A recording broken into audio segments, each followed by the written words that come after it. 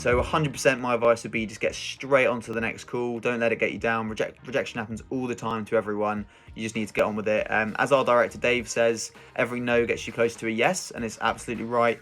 The only thing taking too long in between calls is going to impact is your ability to hit target and your ability to learn. The more calls you make, the closer you're going to get to target, and the more calls you make, the more you're going to learn. It's all about getting that experience. So just get on with it and try and be as resilient as possible. Most objections or rejections are there's the rule of 95 and 5% by Beck Holland. 5% of the time that objection is real, 95% of the time it isn't. So you're really trying to dig deep and ask the questions that matter so that you can get to the bottom of what that objection is, and so that you can solve their pain if it's relevant. Sometimes that objection will be real, so you can give yourself a little sort of 20-second elevator pitch when that person really isn't interested, and say, understand you're not interested right now, but would this ever be relevant? If so, when would be a good time to get back in contact? That way you'll know if you're wasting your time or not. Always remember that it's nothing personal. There can be 1,000,001 reasons why the call doesn't go the way you want it to, and often they are completely out of your control.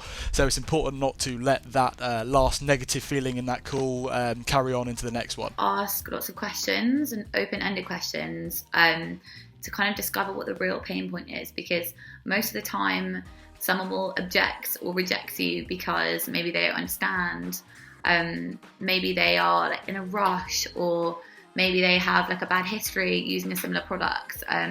So it's never really as simple as it seems. So asking the right questions can really uncover the truth of why they've objected or rejected you in the first place, and means you can provide new value that's kind of more relatable to their situation. So typically people will say, I don't have budget, or it's not the right time. We already have that with another provider.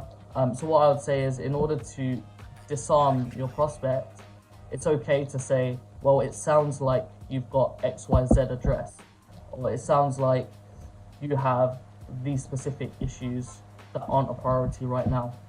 In order to respond to a rejection, you need to find out what impact those specific areas of improvements are having on that specific prospect. So for example, if you're speaking to a sales director and they say, my guys are spending so much time on LinkedIn trying to find the right people to reach out to, but I don't really see it being handled any other way. A good way to handle that objection is, okay, what impact is that having on your team and their numbers, the fact that they're having to spend so much time on LinkedIn, for example. So essentially focusing on the impacts of problems as opposed to just focusing on the objection and trying to change someone's mind. That's the best way to go. And getting someone to understand the problem that they might not necessarily know they have is definitely the way.